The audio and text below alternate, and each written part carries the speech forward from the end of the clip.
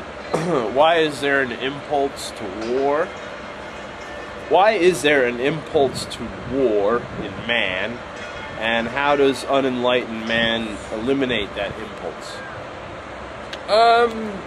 Yeah, it's partly financial, but not in the way that penniless students go and donate so that they can afford to eat.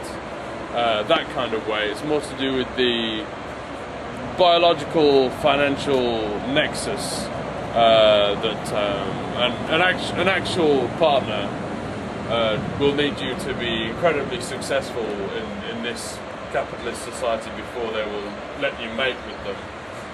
Whereas this way, it takes 180 grand on average to bring up a child from the age of 0 to 18. There's going to be more on top of that, even past the age of 18. So this way, if I get 10 live birth events out of it, and even if there's only one child per live birth event, there's probably going to be more. My genes are going to be £1 million up on the deal, thereabouts. It'd be silly not to. Okay. Say, for example, you've drawn the blinds on a sunny day and they come out questioning you, then what?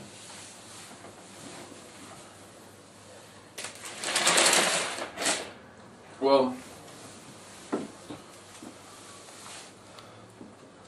obviously I went to Cambridge and I went to a private school, so I can't really be any more middle class than that. I mean, here I am being a poet, for Christ's sake. But at the same time, I don't feel I'm particularly successful at being middle class. You know, my name's Richard Tyrone Jones. People often mistakenly hyphenate it and think it's Tyrone hyphen Jones, but in fact, Tyrone is my dad's name. He's often mistaken for a black man until they find out that he's a white man in a white man's skin. But he can't write his own name in lowercase letters. It's just all, he can't write it. It's just all uppercase. So really, my name is uppercase R, lowercase Richard, and then uppercase Tyrone. And then a space, but then a space before the Tyrone as well, and then an upperclass J, uppercase J, and then and then lowercase or any S. So there's still the working class part at the centre of my name, of me, of who I am.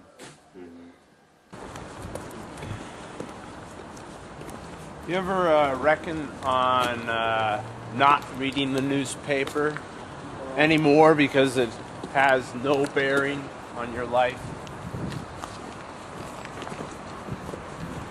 Well, I try to, but I feel that if you're gonna live this bad boy image, then you gotta live up to it and actually really do it, not just seem to do it. But I always end up getting so fucking drunk that I can't remember where I've parked the car. Or even whether I've got a car at all. I don't have a car.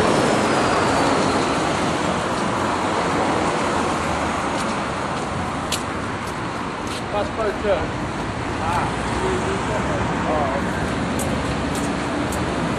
I made a mistake, but you saw the bus stop. It's one of the finest bus stops. Yeah, the 25 stops there, but not the 8.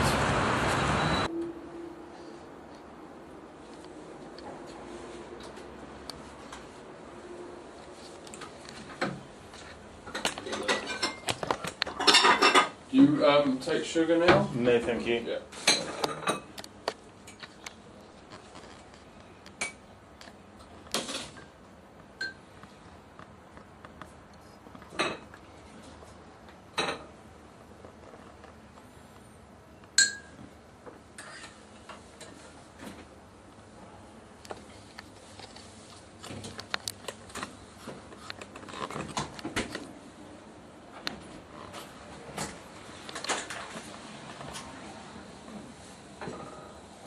some funny odd angles with the tripod. Oh, nice. And I can pan, if you guys sit at the table or something, you can pan between them.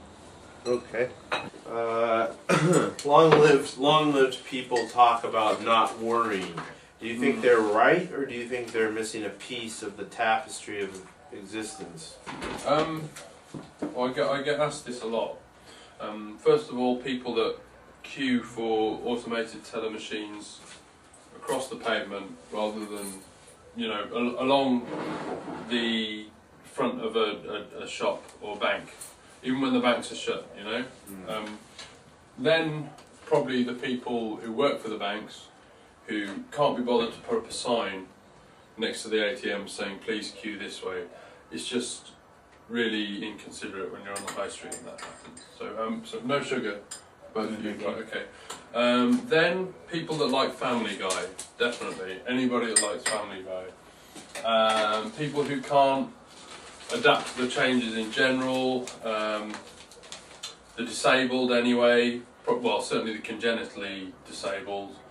You couldn't, well you come to the prison population as well, you couldn't just let them use, given what's happened, so you know you'd have to be anybody that's in jail basically. Anyone over 80, maybe no, might as well say 70. Women who've gone through the menopause, yeah, that's got to be 50%, hasn't it? It's probably 50%, given the demographics of our country right now. Oh, and anyone who's ever lacked the self-respect to actually, to find them that they actually have become a charity mugger. So yeah, definitely. That's probably more like about 60. I mean, you can probably let some of the arsonists off. Okay.